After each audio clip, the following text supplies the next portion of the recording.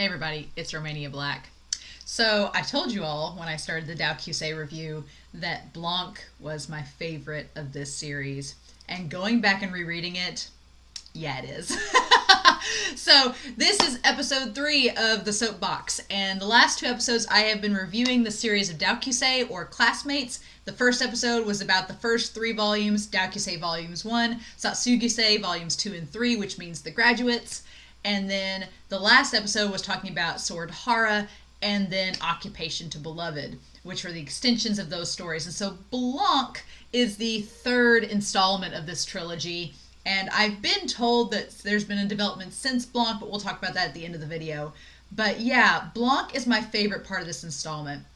And I'm going to explain why here in a minute. But first, I did want to point out that New M, thank you very much, pointed out in the Doukyuusei video that, and I'd already recorded Sword Hara and Occupation of Beloved and edited the video, so I couldn't add this in post-edit, but they pointed out that there was an art book that had a little short story called Graduation Certificate, and there was a little short comic in that, so I wanted to bring up the panels of that here because it's going to tie in very importantly to Blanc. So in Graduation Certificate, we see that the 20th Kusakabe's 20th birthday happens, and as we know from Doukyuusei, Kusakabe said that when he turns 20, he's going to ask Rahido to marry him. And so we get this really cute panel where there's a celebration, and it conveniently tells us it's the 20th, his 20th birthday, and then the two meet up after they go and supposedly get rings for one another. The two meet up, reach into their pockets, and they both pull out matching sets of rings. And neither of them knew the other was going to propose. So, in a really, really cute gesture, each of them wear both sets of rings. So they each wear 2 rings on their fingers, one from each of them, which I think is adorable. So, and I love how happy Rahido looks in here and how confused Kusakabe is. Like, dang it, the rug was pulled under me. Darn the luck. I've been conned, been trolled.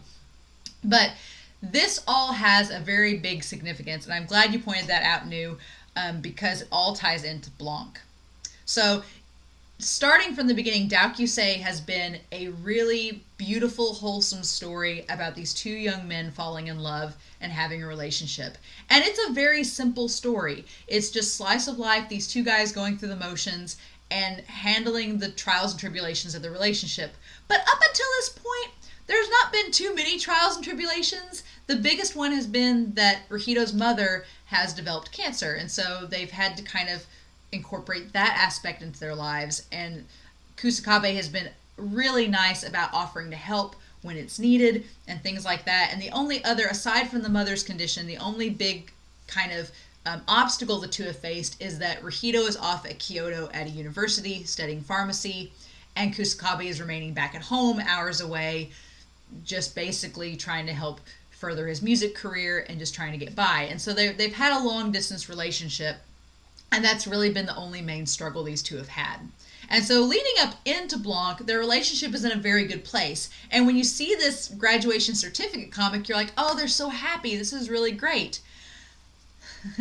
The thing about Occupation to Beloved, and I talked about this in the last video, is that it seems like Nakamura was trying to slowly incorporate these more serious themes about relationships into the story without it affecting our protagonists. So we have characters like Sorano and Hara, we have characters like Hibiki and Arisaka, we have characters like Koma and Ryu, who deal with these very mature, dark, kind of toxic themes of relationships, and they have to go through those themes and sort them out. And we get to see them struggle, but we don't get to see our 2 main protagonists struggle.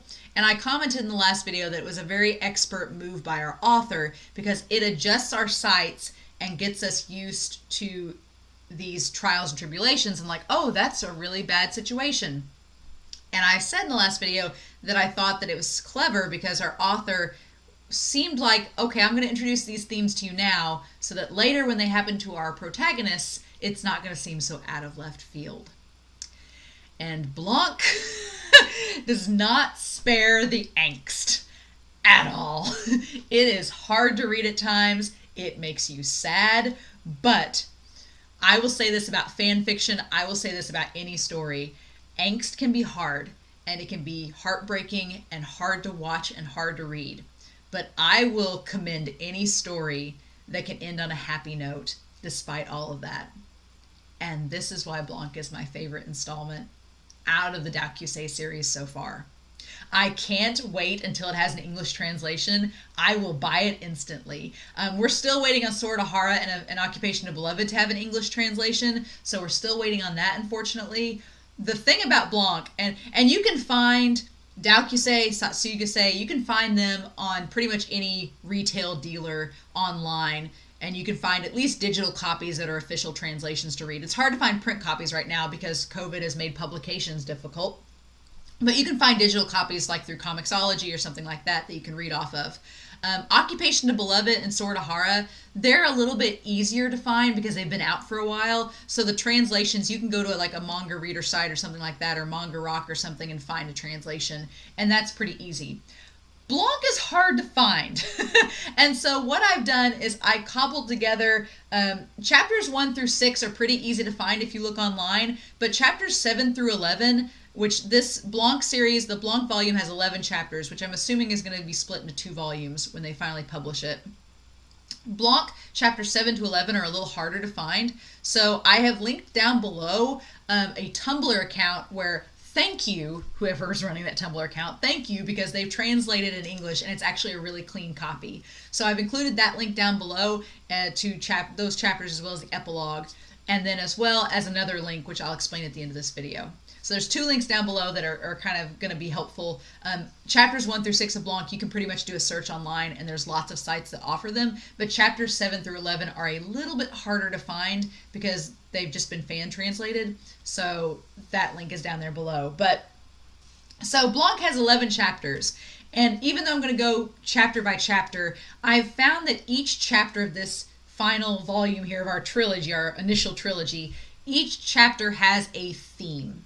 It has a thematic element, and it's dealing with an aspect. It's kind of like the 5 stages of grief. This series is handling the start of a descent into the breakup and then a renewal and resurrection. And it's just, I cannot praise this volume enough, this series, because it's so good. And I'm going to hype it up because I really enjoy it. So yeah, so let's talk about Blanc. So I have a lot of panels on this. I have just as many panels for Blanc as I did for Sword of Hara and Occupation of Beloved, so I have a lot to talk about with this series that I love. But let me first of all say that if you're going to start out a series and set the tone for it, this first panel encapsulates that perfectly. Because we start out in black. The whole time that we've had Doukyuusei, the series has been very, if you watch the movie, the Doukyuusei movie, it's watercolors, it's impressionist, it's very vibrant and pastels and colors. And the manga is that same way too. The manga is very like filled with light and white space. This story starts out in black with this line, and it's what Rahito's thinking in his head. So, well, I don't think we have to rush this, I guess. And there's a lot of little nuances in this volume that I really, really appreciate. And a lot of the nuances deal with the way that the characters word things and the way that they are worded and the way that they're talked about. And I know a lot of this has to deal with translation. So I'm dealing with a fan translation, and you can make that what it is. But from the fan translations that I have for this series, the way that communication is in dialogue is put on the table is very, very important. So we start with a very somber-looking Rahito talking on the phone to Kusakabe. And we establish the fact that both of them have been very, very busy in the last, for chapter 1, in the very last periods of time. And coming off of graduation certificate, we see the 2 wedding rings on Rahito's hand, and we see the bands there. And they're kind of just talking about what's going on. And we get the impression very first of all when Kusakabe says he might not be able to make it, that them being busy has kind of created a hurdle in their relationship. It's created a barrier that both of them are busy. And so Kusakabe pushes off his visit till the next weekend, and Rahito looks a little bit flustered by that. And so we cut to what Kusakabe's been doing, and he's been working at a restaurant as a cook, which we established in the last couple of volumes in Doukyuusei that that Kusakabe is a very good cook. So I'm like, cool, we got an extension, we got confirmation that that was a thing, and the plot did something with it, which I think is really cool. So chapter 1, I'm going to title Trepidation and Busy Schedules, because that's kind of, and busy schedules becoming hurdles, because that's really what this chapter is about. It's about these two characters, like we've established in the last couple volumes, have been living very different lives. Rahito is off at pharmacy school. He's dedicating all of his time to his studies, and Kusakabe is trying to earn money because, you know, if you're a musician, you probably know it's not the most lucrative of businesses following your passion in music. And so Kusakabe is trying to make up for that by working at this restaurant. So he runs into Tani, his friend from high school. And Tani, we established in Occupation of Beloved, had married this woman. They called it a shotgun wedding because she was pregnant. But they married this woman. He married this woman. And we come to find out that they're separating. That it's not been a very long-lived marriage. And that him and his wife are separating. And that he's kind of just trying to figure out what to do now. And Kusakabe is trying to figure out, well, why are you breaking up with her? And it's kind of being established. We get little hints at what's been going on. And as Kusakabe is talking to Tani, we realize two very important things. One, they've been in a relationship for 3 years at this point. They've been in a relationship for 3 years since their second year in high school. So they've been out of school for a year. So Kusakabe is 20 years old now. They've been in a relationship for 3 years. The second thing we find out, which is the more important aspect, is that they haven't seen each other in at least a month. It's been over a month since they visited each other because their lives have gotten so busy. And we start to see the weight of that long-distance relationship kind of bearing down on Kusakabe and bearing down on Rahito. We see that their distance is, for the first time in their lives and the first time in their relationships, they've been apart for more than a month. And there's this weird sense of complacency that Kusakabe is curious about. He's like, I haven't seen him in over a month. But he's not freaked out by it. And if you've ever been in a long distance relationship, that's the thing that happens. You get to the point where there's kind of a complacency perhaps in being apart. And you don't talk every day. And then maybe every day becomes weeks. And in this case, it's become a month. And so you can see that it's putting a strain on their relationship. And him talking to Tani is not making it any better because Tani's telling him about how his relationship has not worked out either. And so we cut to Rahito, who's gone to a party with all the pharmacists. It's like an after-school function. And they're all at this party when one of the fellow pharmacy students says that she's getting married. And she makes the comment that they originally were going to propose to each other when he turned 20, but she was still a student, so she asked him to wait. And now it's worked out and they're getting married. And this strikes Rahito very much because Rahito's thinking, oh my God, we agreed to get married. We're only 20. This girl that's older than me, they waited. It's working out for them.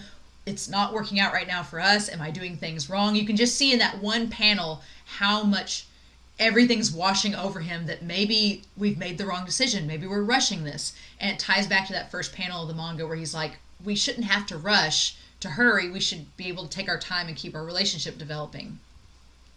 So Rahito's stewing on this. He just goes to this party and it just keeps getting reinforced. And Kusakabe, meanwhile, has been around Tani and had this reinforced that things aren't good between him. So he's like, crap, I need to go see Rahito. And so he hops on a bus and goes see Rahito and surprises him. And you would think, because based on the last couple volumes, that Rahito would be excited. But because Rahito's had all these conversations and all this stuff running through his head, he's not excited to see Kusakabe. And he asks if he rode his motorcycle here. And we've seen in the previous pages that Kusakabe was drinking with Tani. And he's like, no, I drank, so I took the bus. And Rahito, we talk about micro expressions and we talk about communication and how just the littlest thing, if you've ever been in a relationship and you've been mad at somebody or mad at your significant other, sometimes like the littlest wording can just totally shift a conversation in the bad direction. And so in this, when he says, oh, I took the bus, I drank, and Rahito cuts him off and says, oh, so you were drinking. And just that tone, like you can't hear it, but you can feel the, oh, so you were drinking. Like that tone and Kusakabe's reaction.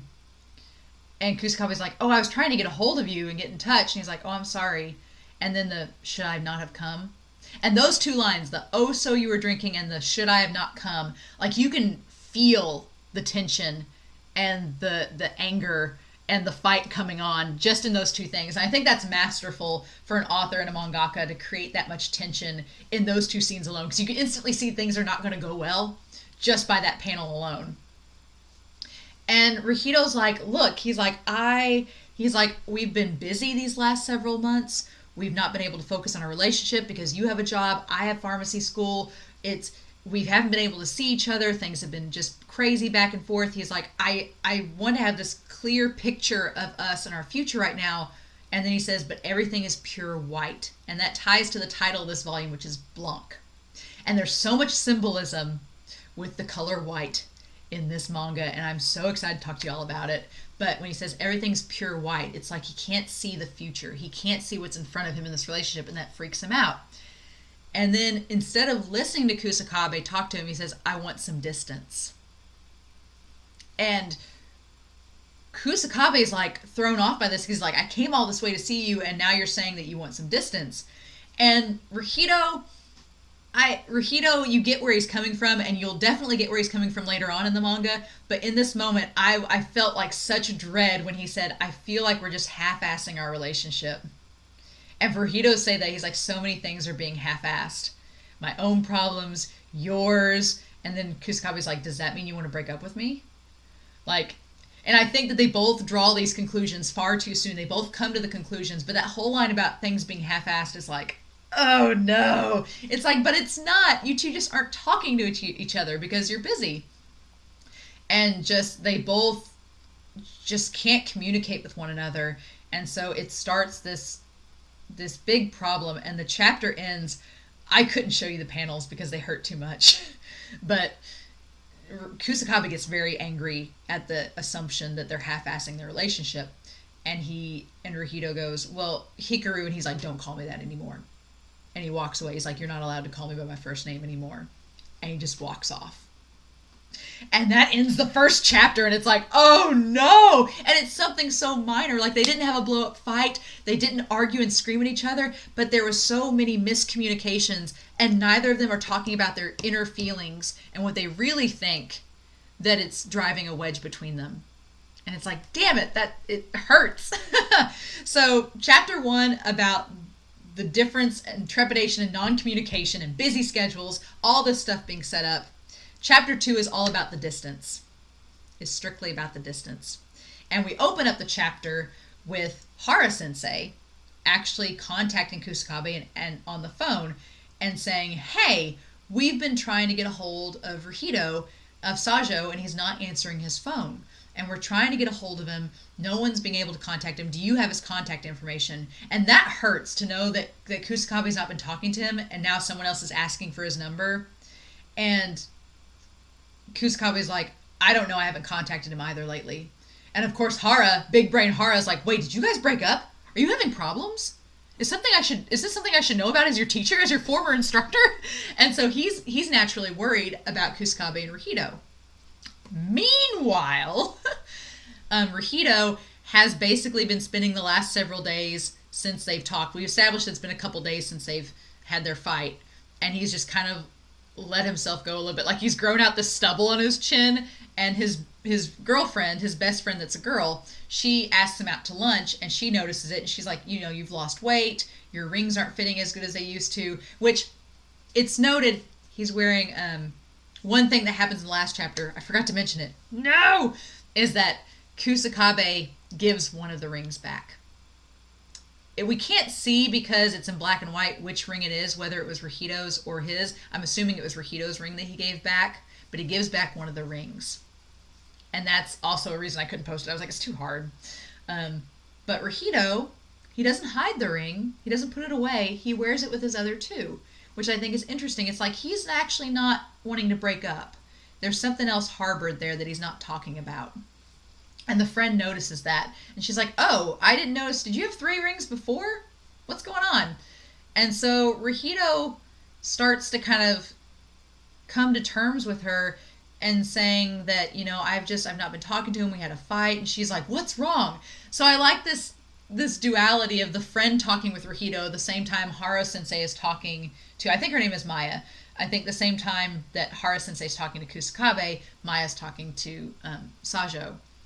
And so we find out that it's not just the distance that has been the problem. It's not just their busy schedules. It's not just the distance, but that there also has been, because way back in volume 2, back in volumes 2 and 3 in Satsugase, Kusakabe established that he's like, well, we should start calling each other by our first names because eventually one of us is going to take the other's last name.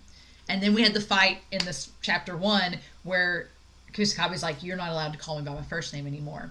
So we find out from Sajo telling his friend that in keeping with Japanese law, there's a register where they register their last names. And you can take another person's last name, but it's kind of like an adoption process. So Sajo is like, well, if we go through this family registry, it's not going to be like that we're married. It's actually going to be like one of us is the father and one of us is the son, like an adoption thing. It's not going to be the same thing if we change our names. And he seems disappointed and not interested in that happening. And the friend kind of calls him out on it. She's like, wait, so you guys are having this whole argument because you think that if you change your last names, it's going to mean like your father and son and it won't mean as much? She's like, I think that you wanted to change your last name and you just were afraid of what society would think of you. And he tries to dismiss it. And he's like, oh, well, no, Kusakabe agreed that he didn't like that idea either. And she's like, but you both still love each other, so you'll still be married if you do this. So who cares if people think when you travel that you're father and son? He's like, that shouldn't matter to you two, right? And she calls him out and she's like, you're not communicating clearly and you're sending mixed messages by being vague about things. And so Kusakabe probably isn't getting the right idea. And Rahido tries to take it back and he's like, no, you don't understand. It's not that I'm being vague. It's just that we can't agree on this situation. And then she tries to help out and he's like, and then we get to kind of part 1 of the root of the problem with Rahido is that he's doesn't have confidence in himself and he's afraid that he's going to have to take responsibility for his actions, and that if Kusakabe doesn't agree with him, or that if a decision they make together impacts Kusakabe in a negative way, then Rahido's going to feel responsible for it. So he's like, if he takes my last name and people look down upon it, it's just going to make me feel responsible, and I don't want it to be my fault if something bad happens to him. He's like, I'm going to think that and I don't want it to happen. And then the friend says, well, too bad, that's what marriage is about. And just shoves it right back in his face. She's like, you think that this is a big deal? She's like, it is a big deal, but every married couple goes through this. They all go through the idea that once you're married, you're in a partnership. You're sharing the pain and you're sharing the happiness and you're sharing responsibilities. She's like, so yeah, if people look down on Kusakabe, yeah, you are part of it, but that's just how it is. You guys have the rings on your finger, you're connected. And so she very much calls him out on it, and I give props to the mangaka for not putting the protagonist in the right, for saying, hey, you're not looking at the whole picture, and using the friend as a way to view that. But it doesn't get to him right away. And Rahido, this page is hard too. Like, he takes the rings off and he puts them side by side on the table, and she's like, look, you need to talk to him, you need to explain it. I know you still love him, but you need to just communicate with him more, and just don't fight. And then the line that he says, again, we talk about communication and just it cutting to the core in this, and there's no yelling in these chapters, there's no arguments and screaming, but he says, you're a woman, Miyamura-san, so you would never understand. And that's like, and then dead silence. And those panels, like reading it, they just hit you like a ton of bricks. Because you're like, oh. He shuts her out. And we get the idea that Rahido, he very much in a flight or fight situation, he pushes people away. He flies away. He pushes people out. And he says that himself in the manga. He's like, he's like, she's not gonna be my friend anymore. I've said too much. I've ruined this friendship like I ruined everything else. And he's so down on himself. And you're like, Rahito, snap out of it. And he's just like, I just push people away and I'm just no good. And props to the friend, Miyamura, because she does not leave him. She grabs his hand. She's like, let's go. We're going together. And the chapter ends and you're like, ah, what a friend. She's stuck behind because she probably realized he wasn't being serious. He's just angry with himself and frustrated, and in the moment he's just saying things he doesn't truly mean. And that leads us to chapter 3, which I love. Chapter 3 I'm going to title the BFF chapter, because this girl Miyamura, she is Rahito's BFF, just like in a strange turn of events Hara Sensei has become Kusakabe's BFF in this. Because I love her anxiety in this panel, and I love how she's like, I'm never going to that restaurant again. You're going to treat me to dinner next time. She's like, I should have cried. It was so awful, this whole experience. But you know what? I'm just sick and tired of it. And while she's going on this big rant about how awful that whole dinner was, Rahito has been in the back of his mind saying, girls have always looked at me and ignored me. And he's like, I wonder if they could have seen through me. And in that moment, realize, and the translation says what kind of person I am, but the subtext is that he's gay. So he's always been like, I feel like females around me just kind of see through me and realize I'm gay and they just ignore me. She did not ignore him because she's his friend. And she is like, no, every one of us likes you, Sajo. She's like, do you understand? She's like, I'm a woman. And there's things I don't understand about your situation. There's things I will never understand about your situation because it's very unique from mine. But, and I love this line, I think it's a waste for two fools who love each other not to be together. She's like, I think you're both being stupid and you're not talking and communicating like you should, and I'm not going to stand for it. And she's like, Kinosaki, your friends, me, we all love you. And we want you to be happy, and you're happy with Kusakabe, so suck it up, we're going to go talk to him.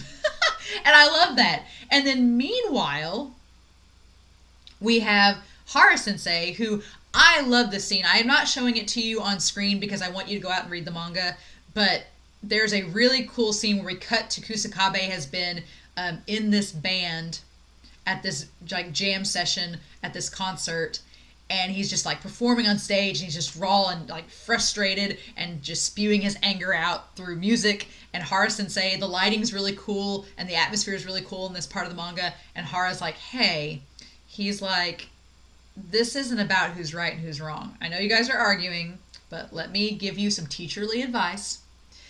This is not about who's right and who's wrong. This is about what you do if you want to stay together forever. And I love that. It's like, it doesn't matter who's to blame. It matters what are you going to do about it. And Kusakabe gets mad. He's like, who are you to talk to me about relationships? He's like, he gets frustrated. And he's like, I don't want to talk about this with you. And storms out. And kind of he leaves. Whereas Rahito and his friend didn't leave each other. Kusakabe leaves Hara and goes back to his apartment. But then he realizes that Hara's right. Hara's exactly right, and that he does love Rahito, and that he does want to stay with him, and he doesn't know what to do.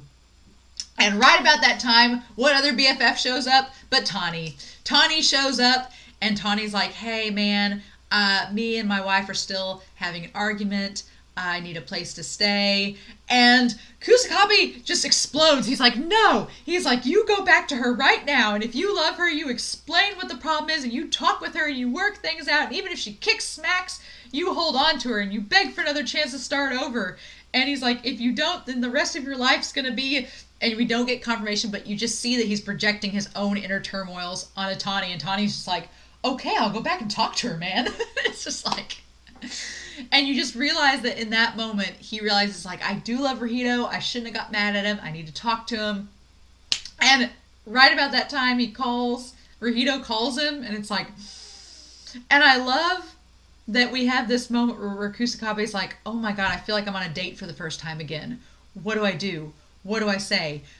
Why am I nervous? We've known each other for 3 years and been in a relationship for 3 years. Why is it so hard? And...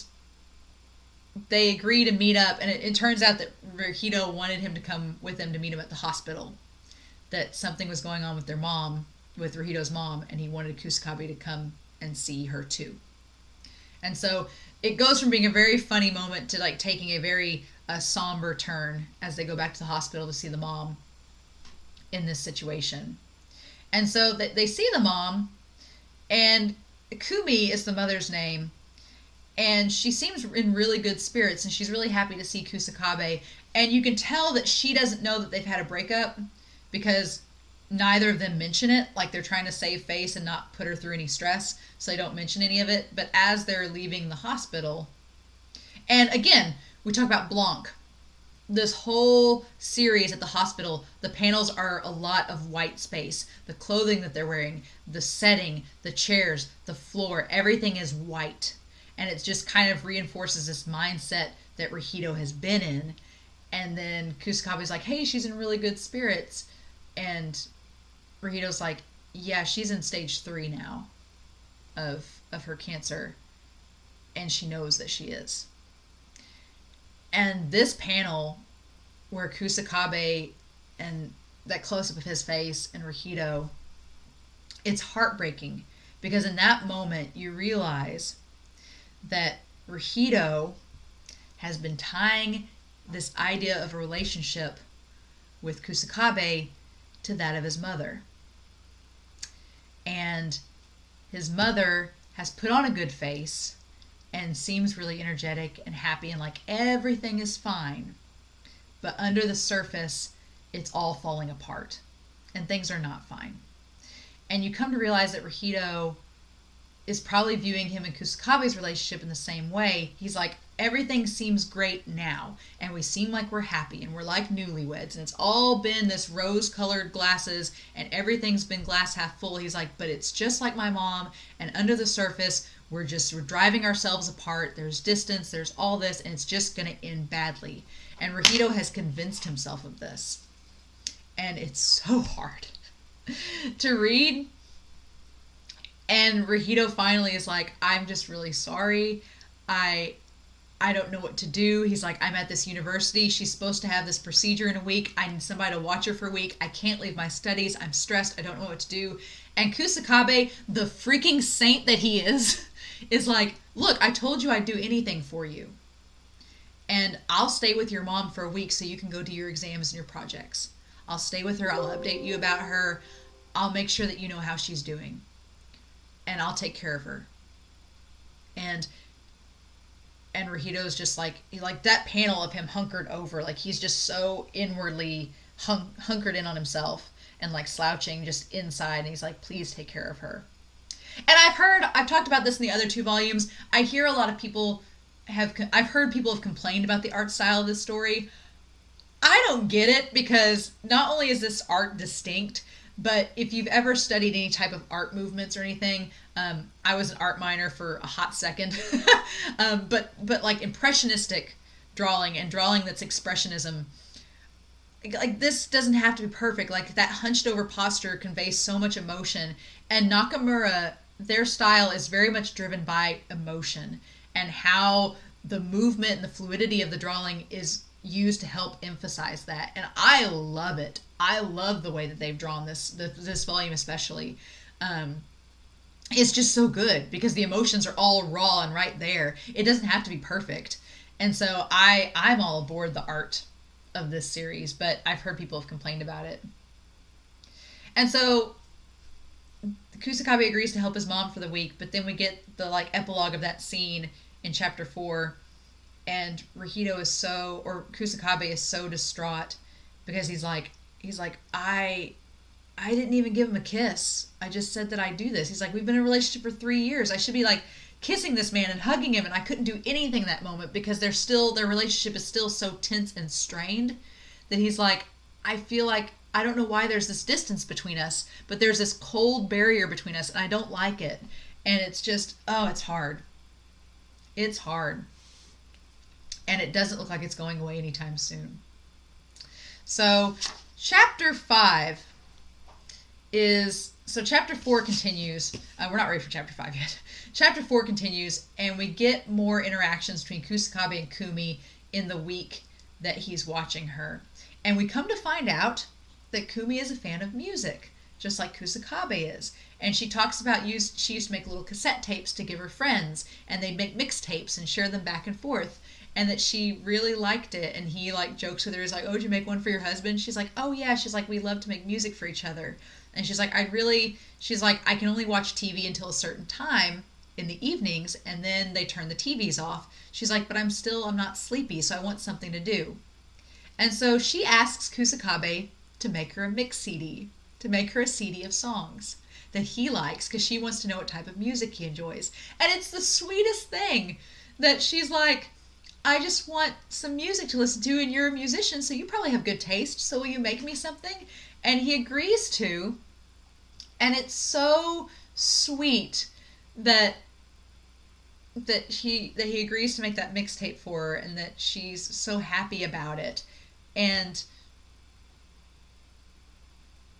he gets all frustrated and like starts going through his CD collection and everything, and it's like really, really cute.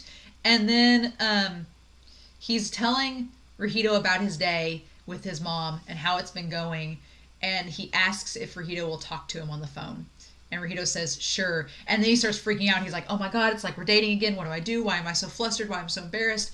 And so they have this conversation, but it's really short. It's like they can't even be on the phone with each other for more. I think in the manga it shows that it's only like an 8-second phone conversation that's in like this one panel, this one page.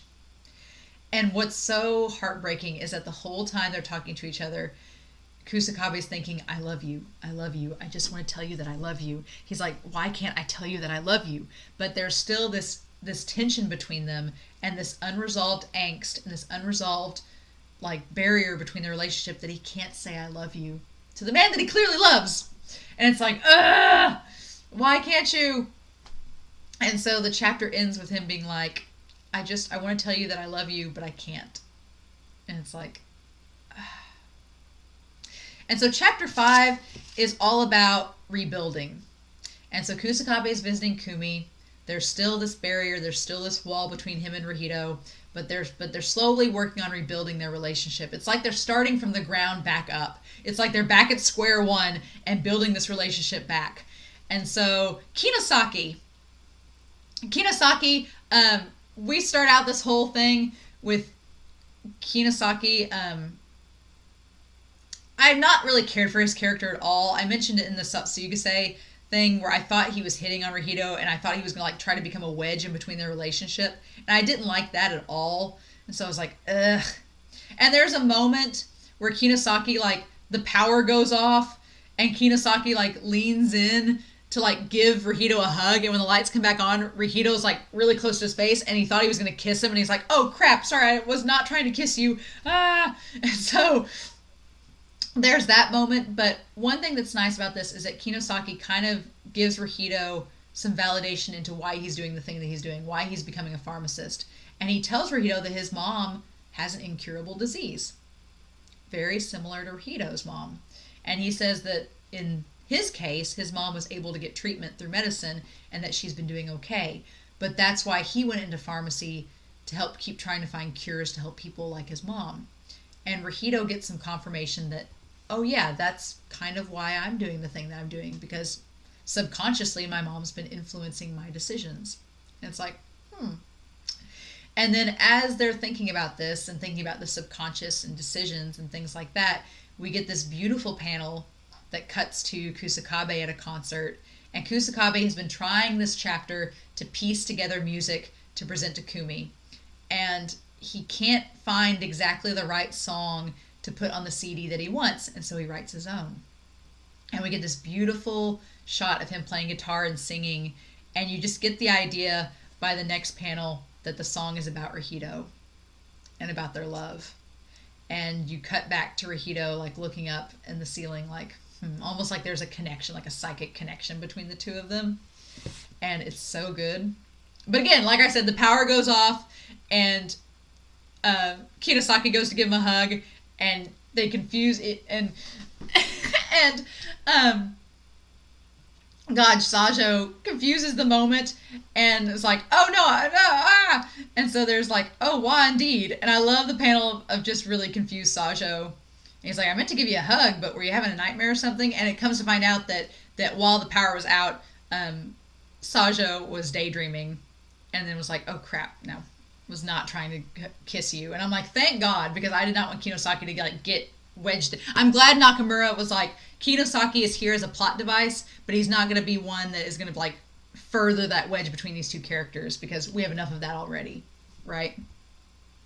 So we cut to Kusakabe in chapter 6 showing Kumi the CD that he's made. And so chapter 6 is all about connections. Chapter 5 was starting to rebuild the relationship, and chapter 6 is about building connections. And so of course Kumi loves it. She loves that there's the Beatles on it, like Here Comes the Sun is the opening track. She loves it. She mentions all these other band members, and she knows these musical acts, and it seems like Kusakabe picked a lot of 70s like funk music to put on there, and she really loved it. But then she says that her favorite track was the last one, and it was the one that Kusakabe wrote and sung. And she's like, I recognized your voice, and you have a really good singing voice. And he's like, oh, no, no, no, no, no, no. And she's like, yes. She's like, I cried because I thought maybe you're singing about Rahito. And she kind of hints at the fact, she's like, you guys are fighting, aren't you? Because things don't seem the same between you as they were. So you're fighting, aren't you? And Kusakabe's like, well, I don't want to admit it. So no, not really. It's fine. Everything's okay. And the part that got me, first of all, the first part that really got me in this manga series was that she basically says, and I've got the panel up here, but she says, honestly, I was sure when he was told me that he was dating a man that it was because his father was never home, or there was something wrong in the way I raised him, and it was troubling. But I was completely wrong. There's nothing wrong with him. And Kusakabe just like breaking down into tears because she's admitting, she's like, no, everything's fine. Like, it's okay that you're with my son. Like, I'm totally supportive. And there's nothing wrong with him, and everything's great. And you see that's like the tear streaks down her face, and he's crying. And the moments shared between Kumi and Kusakabe in this series are so beautiful and wholesome and sweet that they like just rip your heart out. It's like, ugh. And he's like, I cried in front of your mom again. And so he texts Rahito everything going on. He's like, yeah, your mom's doing great. She's like, she's eating really good. She thinks she's going to get fat from all the hospital food. And Rahito, who's been under a lot of stress in this chapter because his deadlines for his assignments have been pushed up, he's feeling more stressed because of that. He, in turn, like Rahito, Kusakabe asked to call him last time. Now he asked to call Rahito.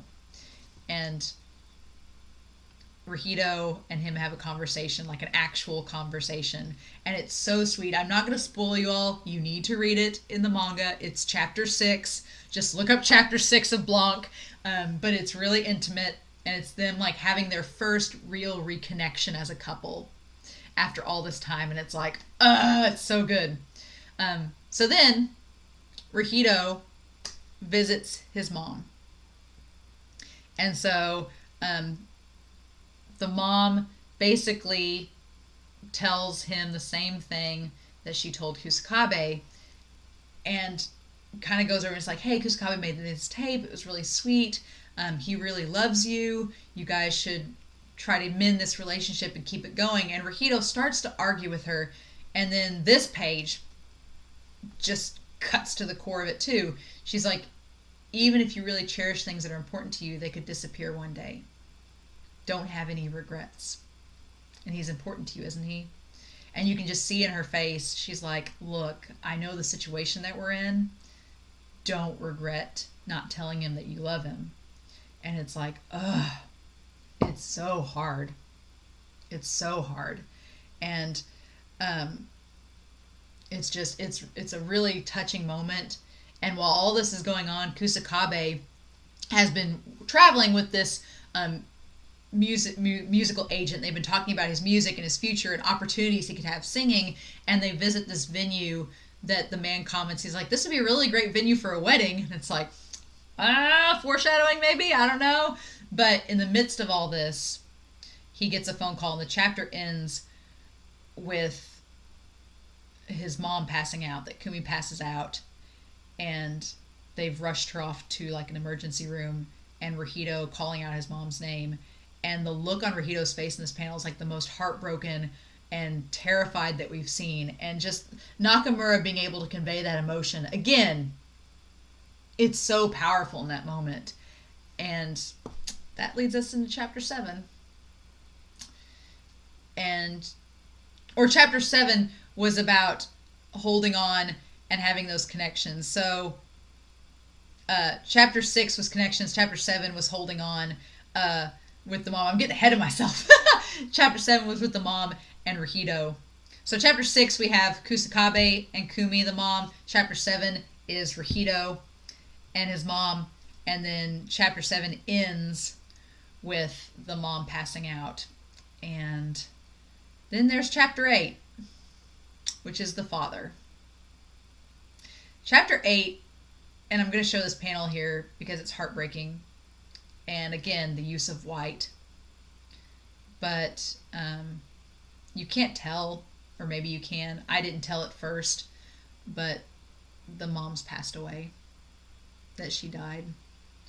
And that panel, like all the white space, like the bed being white, everything being white except for Rahito in the black. And it's heartbreaking. You find out that it was pneumonia, that a complication from the cancer was that she got pneumonia and she just couldn't fend off against it. And that's what happened. And Kusakabe is like, oh my God, are you okay? And right before Rahito can answer, we get, who the hell are you? And we see the dad. And I will give the mangaka props that Rahito is a very stark blend of his mom and his father. Like a lot of the father's features are very much like Rahito, like the very sharp angles and the way his hair falls and everything. But Rahito's eyes are his mother's. And Kusakabe had noticed that from the start. And so the mom was totally accepting of Kusakabe. Not the dad. Not at all. And so he's immediately offended that Kusakabe's even there. He's like, you're not family. Why are you here? And Rahito is like, hey, he's my boyfriend. And we've built up these last 7 chapters where they've been fighting. They've been slowly rekindling their relationship after this breakup. And this is the moment where Rahito's like, no, he's my boyfriend. Leave him alone. And it's like, and the dad smacks him. Like, just smacks him. And Kusakabe's like, are you okay? And you see the dad, like, holding his hand where he hit him that hard where it hurt him. And it was right when Rahito was about to say, I've always been gay. And the dad slaps him. And Kusakabe's like, oh, my God. And the dad just goes off on Rahito. He's like, you're not. He's like, I don't know what you all have been doing while I've been gone. He's like, I don't know why your mother would approve of this. Why have you guys been putting more stress and burden on her? And it's frustrating. It's so frustrating because he's not been there. He's not been there the whole time. And you can tell that both of them are like, you've not been here to see all this stress we've been under. And then he, like, insults Kusakabe's hair. He's like, this hair with this flashy color. He's like, it's indecent. It's his fault that you're like this. And he blames Kusakabe on Rahito's condition. And Rahito just goes off. Like, he tells him to shut up. He goes off. And it shows him, like, running outside into the rain. And Kusakabe follows him. And then we jump back to the conversation. And Rahito's like, this is not Kusakabe's fault. You haven't been here. You don't know what's been going on. And then this panel where he's like, it would have been better if you died. And it's like, oh. And you know that's probably not what Rahito really means, but he's so mad in the moment. And he's so frustrated, and he's just lost his mom, who had affirmed his relationship was okay. And just that use of white space. Again, Blanc. And then we cut to him in the rain and the darkness. And Kusakabe, it's such a simple panel, but Kusakabe, the hand with the 3 rings and the hand with the 1 ring laying on top of it, like all 4 rings being together again in that moment.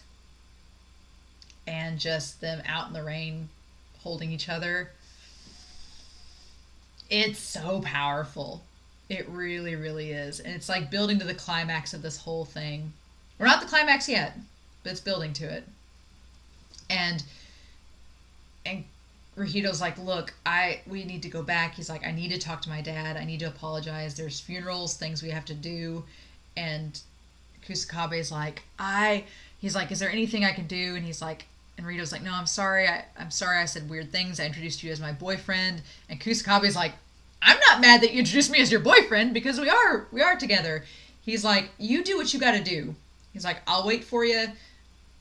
You just do what you got to do. Tell me when you decide on a day for the funeral. I won't get in your family's affairs. I'll let you sort this out with your dad. Just call me if you need me. And Rahito's kind of thrown off. He's like, okay. Okay, sure. I'll go do this. And then that's chapter 8. Chapter 8 was super hard. Not only the fact that the mom died, but dealing with the dad as well. And finally meeting the dad, who is just what you stereotypically think of in storylines like these, the disapproving father. And it's so frustrating because he's been absent this whole series, and then he just pops up and just to throw an extra wedge into things. And it's like, So chapter 9 starts off, and I put chapters 9 and 10 together, and chapters 9 and 10 I'm going to label a wedding and a funeral. We shall see why. But chapter 9 starts out with this really beautiful insight. Again, white space, Blanc. And Rahito's mindset of being just completely disoriented and his mind being foggy because of all the white space. But he says, I've never been good at dealing with my mother. That kindness and warmth, I felt like I betrayed all of that. And I'd always avert my eyes until that time. And so you see like a little flash of Kusakabe's hair in the corner there. And so it's funny because Kusakabe, we established back in chapter 6 that Kusakabe and Kumi, Rahito's mom, are actually really similar. And he's like, I always thought that warmth was, that I was going to betray that. Because he's like, I'm not warm like that. It's like the sun and the moon. Rahito's like the moon. He's like, I'm not warm and fuzzy like that. So I felt like I didn't deserve her kindness and her warmth. But I figured out that I also relate that kindness and that warmth to Kusakabe. And so that's another like cog into the why Rahito wanted to break up with him. He's like, I just feel like I'm going to let you down. And that's why he wanted to break away.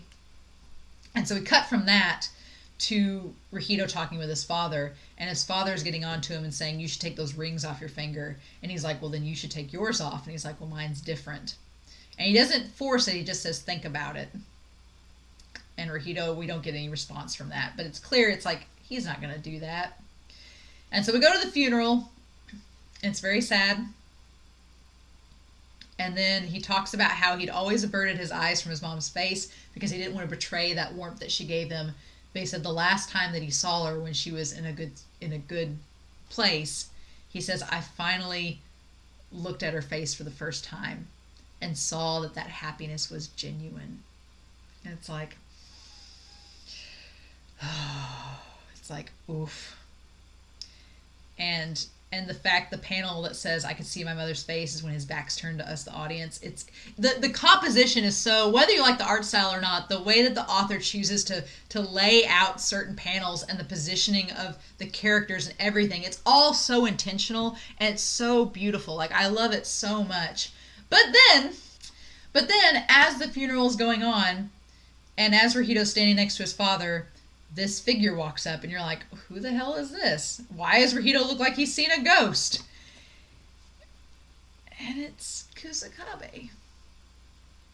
And he cut all his hair off. He shaved his head.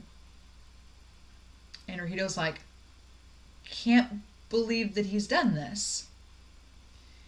And he's like, oh, hey, I'm here at the funeral to see you. And Rahito is just staring at him, and his dad's getting very upset, and he's like, hey, you need to sit down, like, ignore him. And Rahito's like, nope, and grabs Kusakabe by the hand, and again we get the symbolism of all four rings being together again. He grabs him and he drags him off and runs away with him, and he's like, why did you cut your hair? And Kusakabe's like, oh, well, your dad said it was, I thought what your dad said was reasonable, and my hair is really wild, and, I'm coming to a funeral, and it's really somber, and so I thought it was appropriate that I, fit the part and looked at, and Rahito's like, no, he's wrong. Everything he said was wrong. And he's like, you shouldn't have cut your hair.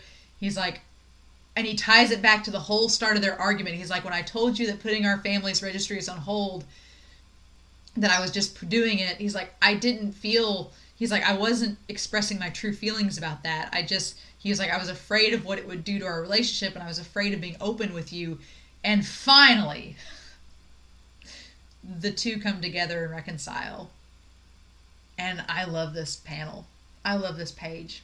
Because it's like all this tension for 9 chapters has been building up.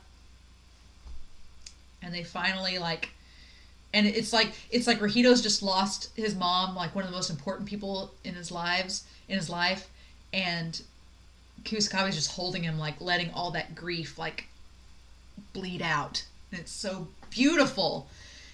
And then this following panel, like I have to show you because it's so wonderful. Like they're both crying and they both kiss. Like these guys have gone from chapter 1 where they couldn't even talk to each other, they couldn't tell each other they loved each other anymore, they couldn't even hug each other, to this moment. It's like, it's just so satisfying. But we can't quite have nice things, because then the dad shows up. He's like, what are you doing?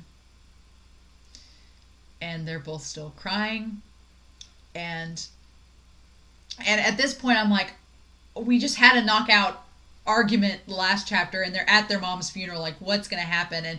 And Rahito looks for a second like he's gonna say something, but then Kusakabe's like, we're getting married. And just the look on Kusakabe's face, like, whatever you say, it doesn't matter, we're getting married, and that's all there is to it.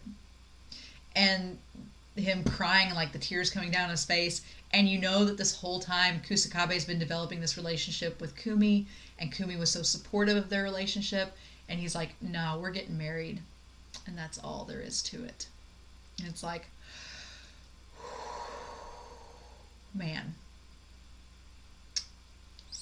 And the dad says nothing. The dad does not have a response. So we cut to them going back to Rahito's place, and I won't show you, but you should go find it online for chapter 9, because they basically make up. They make up for lost time and have a makeup moment. And then at the very end, there's this moment where they're talking to each other after everything's said and done, and Rahito laughs, and he's like, it's been so long since I've seen that. And it's like the most tender, touching thing ever. And it just melts my heart. And they're together. And Kusakabe's like, let's get married. Let's just do it. I know I told your dad that. And you probably thought it was just in the moment. But like, no, let's do this. And Rahito's like, but how do we get married? Like, is that even a thing? Because it's not legal in Japan. And he's like, I don't care. We have rings. We love each other. We're just going to make a statement. We're going to roll with it. And we're just going to make it a celebration of us being together. And it's going to be a ceremony, and it's going to be like a wedding, as close to a wedding as possible. And he's like, can't we do that? And it shows their hands together and the 4 rings. Again, the symbolism, the 4 rings together in that moment. And it's like, okay. And so then we go to chapter 10. Chapter 10, the wedding.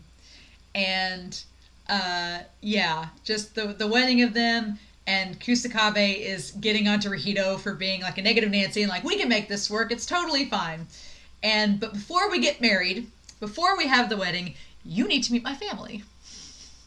And this whole series, we've gone without seeing Kusakabe's family, and I'd even forgot about them. Like, we've had so much drama with Rahito's family, I was like, oh wait, we haven't met Kusakabe's at all in this series. And the first thing that we find out is Kusakabe's mom being like, marriage? And he's like, a wedding. And she's like, those are the same things. He's like, there's a person you're getting married to? Like, Kusakabe has not told his mom he's been in a relationship this whole time. For 3+ years. And she's like, he's like, oh, hey, we're getting married. And she's like, what? And has this blow up moment. He's like, oh, he's a normal person, but he's a man. And she's like, wait, what? A man? And he's like, yeah, he's really smart. He's a student at Kyoto University. And she's like Kyoto, a man? Like, she's just having this panic attack. and being so over the top. Like, Kusakabe, you haven't told your mom anything about your relationship at all? And then we see the sister come into frame. And so reading this first page, I'm like, this family's insane. Kusakabe's mom is having a panic attack because her son's just come home, said that he's not only been in a year-plus relationship, it's been with a man, they're getting married, and she hasn't even met him. But then the sister comes downstairs and says, like, oh, hey, like, it never seemed like my brother would be with a woman anyway, so why are you surprised? And the mom's like, well, it doesn't matter. We all knew that, but still. And then the sister, I love this translation so much, beyond words. The translation is, also somehow, I'm pregnant. And the mom and Kusakabe, isn't this a little sudden? And she's like, well, life's like that. And these 2 pages completely explain Kusakabe's family in 2 pages. Like, kudos to the mangaka. Every family dynamic makes total sense in these 2 panels. And the sis is like, oh, hey, somehow I'm pregnant. And so the mom is dealing not only with being a grandma, but being with her son getting married, and she's like freaking out. And in the midst of all this, Kusakabe asks about his dad. Like, I need to go see. She's like, he's upstairs in the Japanese style room. But I really want to meet this smart guy, as she's talking to the sister who they've just found out is pregnant. Hilarious. Peak comedy. I love it. And so we don't meet the dad yet. But I have to point out this page because let it be known that Kusakabe and Rahido show up in their best dressed for the occasion to meet Kusakabe's family, who we've already seen as a freaking hot mess in the best way. But I have to point out, you can tell that these guys are adults now because look at what Kusakabe's wearing. Like, I totally pictured Rahido showing up in a suit. Like Rahido's always been that, like, straight laced, proper in a suit. But look at this trench. Look at this style. Kusakabe showing off his adult style and fashion. Like, this is not the Converse and sneakers and untucked shirt that we saw of Kusakabe back in high school days. This is a grown-up man. And I'm like, good on you, Kusakabe. But then the mom, like, instantly, Rahido's like, oh my god. She's like, that you came was kind of extreme, Mom. She's like, really? I'm just really nervous. I mean, really, like, how are you with my idiot? Calm down, Mom. And I just love that the sister's like, just hurry up and sit down. And it's noted that she's very pretty. Because Rahido's like, oh my god, a beautiful woman. And I love this dialogue that the mom's like, Kyoto U, right? Kyoto University. Like, you're really with my idiot. Like, where? Like, which one's the better school? Is Tokyo like Tokyo? Is Kyoto like Tokyo? Ah! And she's like, did you guys went to high school together? Is everyone okay with beer? Sister's not good. Like this, ah! She's just freaking out. And Kusakabe's like, oh my god, Mom, calm down. And then we say, Sajo Rahido-kun. And it's the dad. And the mom is a blithering hot mess over here. And the dad is this tiny little old man. And Rahido's like, yes. And he's like, your name has the same meaning as our Hikaru. And it's like that both Rahido and Hikaru both mean light. Again, Blanc. And Rahido's not exactly sure how to take him because he's so, like, polite and calm. And he basically says that he's like, well, I'm not surprised that Kusakabe hasn't been talking about you because Kusakabe is very quiet about things unless he's absolutely sure about them. So the fact that he's telling us about you now means that he must love you a whole lot. And so he says, congratulations and thank you. And he's like instantly supportive. And Rahido's like, I don't know how to take this, but okay. And so as they're leaving, it makes so much sense why Kusakabe is the way that he is. As he's leaving, Kusakabe tells me, he's like, my father's remarried. He's like, after the bereavement of his previous wife, my dad was my mother's boss. And getting married to her was a big issue, and people had a lot to say about it. But they still got together.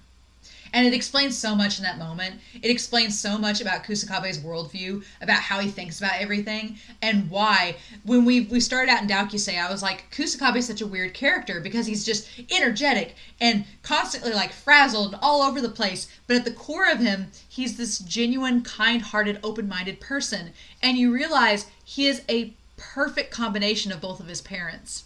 He has his mother's like zany, over the top, overreacting, like high energy, like a hyperactive Pomeranian. But then at the core of him and his morals, he has his dad's like calm compassion. He's like, my parents were in a relationship that was considered taboo, but they made it work, and my existence is based on it. He's like, I wouldn't be here if they hadn't got together. And so, of course, he's like, this whole time, he's been totally okay with his relationship with Rahito because he's like, I don't care what society thinks. My parents didn't care. They made it work, and my sister and I are here because of it. So I don't care what people think about you and I. I want us to be together, and we just are because we love each other. And it's like the tears. Like reading this the first time, I cried. I was like, oh my God. I like just was like a big blethering mess. And Rahito says, you have a wonderful father and that you take after him. And he's like, really? He's like, I'm glad because I really love my dad. And Rahito's like, I don't particularly hate your dad either. And I really love that because in a lot of stories where there are gay characters, Rahito's father is stereotypical dad. That's the disapproving father that's not happy with his son's relationship and doesn't think it's natural and right. But I love that Nakamura gives us not only Kumi, who becomes accepting of their relationship, but gives us Kusakabe's parents, who have been accepting all along. And it's like, the supportive father figure for this character is like, it's so refreshing and needed. It's like, oh, it's so damn good. And so they see the dad again, and Rahito and Kusakabe's dad have a conversation, and Kusakabe's father basically says, like you should talk to your dad. Like if he's not supportive, you should still try to say. He basically gets to the point, he's like, do you want to be close to your dad or do you want to drive him away? Like that's up to you. And so they decide chapter 10, chapter 11, we're getting the wedding. And so they send out invitations, and we get the wedding. We get Hara Sensei getting an invitation. We get Miyamura getting an invitation. Tani's getting an invitation. Koma, all the gang from Occupation of Beloved. The gang's all going to be there and show up at this wedding. And then we get this really intriguing shot of Rahito's father going through this bag of CDs, and there's an invitation on the desk. And what's notable is that in the previous shot, everything was in this bright white light, again, Blanc, and in the shot with the father, everything's muted and darkened, like he's in the shadows. And just that the symbolism there is just like, ugh, and it's all isolated. And he's probably going through dealing with his wife's loss, with the loss of his wife, and then this on top of that. And so it's a very powerful image. But we go to the wedding. The wedding starts. Everybody shows up. Tani has gotten back together with his wife and their kid, and they seem happy. Tani's wife meets Kusakabe, and she's like, I'm really glad that you're friends with him because it basically got them back together because Kusakabe begged him to go back to her. And we get Koma shows up, and Hibiki is there, Hara Sensei's there, Sora's there. And I love that we tied Koma in because I was like, how is Koma going to fit into all this? Because he's our fashion designer. But Kusakabe and Rahito are both wearing white suits, again Blanc, and Koma makes them matching veils and flower crowns, and it's the best thing ever. And he's like, you guys are cute, I can't stop it, it's amazing. And it's like, and I love that they're both equals, because someone commented back in Doukyuusei that a lot of BL tropes is that there's an assertive, dominant protagonist that's dragging the other along through the relationship. But with Doukyuusei and with Blanc here, they're both in the white suit. They're both the brides. They're both in the flower crown and veil. They are both equally partners. They both have the 2 rings. And it's like, So good. I love it so much. But so because it's Doukyuusei and because it's a ceremony, in the strangest turn of events, as everybody's gathered, the one that's officiating the whole ceremony is Hara Sensei. And I find that to be so, everything's coming full circle. Hara Sensei is the one that technically got them together through the music class. And now at the very end, he's the one that's going to announce them as husbands and together. And so they're behind the door waiting for him. And Hara Sensei says, he's like, I'm really proud and happy and honored to be the one to do this. And they were my cute students. And then starting today, they're going to live their lives together. And then Kusakabe goes, can I kiss you? And Ruhido's like, do you even have to ask? And it's like, send me. And then Hara Sensei says, everyone please welcome them with warm applause. Go ahead. And then right as they're about to enter, they kiss. And it's like, it's like the culmination of all of this volume together. And we get the aftermath where everybody's all gathered. They're all having cake. They're all together. I love that Tani has weird eyes. Like the way the mangaka has drawn Tani is like having this weird face. And his wife has a weird face too. Like their eyes are all bizarre. And you don't even see the daughter's eyes. It's like such like a creepy, weird thing that he's done with their character. But it's kind of hilarious too. But we get Hibiki. And Hibiki has had no connection to really either of these characters in the series, other than Occupation of Beloved with Arisaka. But Hibiki comes up to Ruhido and says, like, you know, every time I was invited to a wedding, I felt like it would have nothing to do with me, like I couldn't be a part of it. But seeing that you two having this ceremony, I'm dating a guy, and I think that that's not the case anymore. So congratulations. And I love just the soft look on Ruhido's face, like, like this was such a good decision. And then, as it's about to end, one of the friends comes up and she's like, hey, she's like, we were left this gift, a gift for you and a gift for Kusakabe, and it was by, you know, someone they just left it here and then walked off. And Ruhido realizes the only person that hasn't shown up that got an invitation was his dad. And they realize that the gift was from his dad. And so he takes off running after him, and he's like, you came to the wedding, and the dad can't turn around. He can't turn around to see, but Ruhido's like, you came, you showed up. And Kusakabe chases after him, and he's like, oh, hey, he's like, this gift. And he pulls it out, and it's a CD. And in that previous panel that was in the dark, you saw that Ruhido's dad was holding like what looked like a notebook. And come to find out, Kumi was making a list of songs to make on a CD to give Kusakabe. And the dad went through and burned the CD and made it for him as like a last gift from her to him, and also, and by extension, a gift from him to them as well. And it's like I get emotional thinking about it, but just that gesture is just it's really good. It has so many implications, and Ruhido eventually, he says, I'm sorry, Dad, that he didn't include him or try to reach out more to communicate with him about everything. And it's established that they kind of make up, and then we cut back to him, and it shows that later on, as they're going home, Ruhido's texting his dad, and they're starting to start back their own relationship is starting to rebuild by texting each other. And we get these scenes from the wedding, and I love this page because it shows that Kinosaki and all the friends are crying, and they're so happy. Hara Sensei is leading Tani and the wife and Ruhido and Kusakabe in a song. He's like conducting them singing as a cappella, and they're so happy together. And he tells his dad, the last thing he texts him is, I'm happy. And then there's that shot of them kissing as a couple. And I like that they waited long enough for Kusakabe to grow his hair out, because, you know, his hair had to be like that. And then, yeah, Blanc. I love this volume so much, and I think it's been split into 2 volumes when they publish it, but I love it so much. It's just, there's so much good about it. It's just wonderful. It's from start to finish, there's no filler.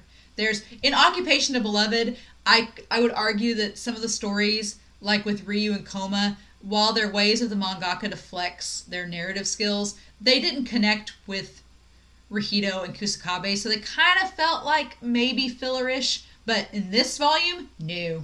It's all from start to finish. It is just a wonderful roller coaster of emotions of this relationship getting to its lowest point and then slowly building back up to its highest point. And it's so good. And I love it so, so much. But yeah, just all the symbolism with the color white, with Blanc, the symbolism about their relationship, these two characters coming together and reconciling and communicating and realizing their love for one another, and how their family and friends all tie into it. It's just, it's a perfect trilogy. So I'm like, Doukyuusei and Satsukyusei are part 1, Occupation of Beloved and Sword of Hara part 2, and this is the perfect conclusion to the trilogy. The initial trilogy of their stories. It's like the perfect conclusion. Like, I loved it from start to finish. And so when New M told me that there was another series starting post this, I was kind of conflicted, because on the one hand I thought this series had a perfect ending, but then the other part of me is like, I want more. So the new series is called Futari Gurashi, which basically means living together. And I've seen the first part of it. I've got a link to it down below. That's the other thing I was going to tell you about that I have a link to. I've got a link to it down below. And it's essentially just from what I've read so far, just a series of just short stories of them being together and adjusting to life living in the same place. So I guess that Kusakabe has ended up moving into Kyoto to live with Rahido. I don't know. I'm excited to see what that series ends up doing. If we get a full volume of living together, I definitely want to do a review of it. But for now, I honestly can't recommend this series enough.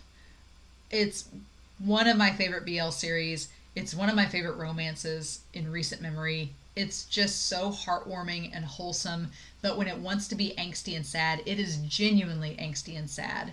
And the sadness is stuff that has been building up and feels natural in the course of the story, and the resolution to it is just top-notch too. So if you've not read this series, go out and read it. Like I said, Blanc is a little harder to find, but hopefully if you look up the links down below, they'll help you find all the chapters to it. But I would highly recommend reading it. Some of my favorite panels I didn't include in this review just because I don't want to spoil you. I want you to go read them and watch them because they're just so good. But yeah, I've gushed for an hour and 16 minutes about this show. About this series. This is my longest video yet. I was like, man, Doukyuusei, that was 41 minutes. I talked for an hour on Occupation of Beloved and Sword of Hara, and it's just gotten worse. So episode 3 of the Soapbox, I hope you all enjoyed this. I am going to switch things up a little bit. So I told you when I started the series that I wanted to talk about both manga and anime that I've viewed and watched. And so this was the manga series that I viewed. The next Soapbox is actually going to be one in preparation of a new series that's going to be coming out that I'm going to be reacting to on this channel. So on March 27th, My Hero Academia is coming back with season 5. I'm going to react to it, but I feel like I need to talk about seasons 1 through 4 first. So the next Soapbox is going to be a recap and review of My Hero Academia seasons 1 through 4. It's going to be a lot different than this. It is not going to be a plot for plot thing. It is more going to be about my overarching thoughts about the characters and the themes of the story. It's not going to be like this at all, but I'm really excited to talk to you all about it and to share my love of that series too, because I really enjoy it as well. So I hope you all enjoyed this Soapbox. I hope you all go out and check out Blanc. It's so good.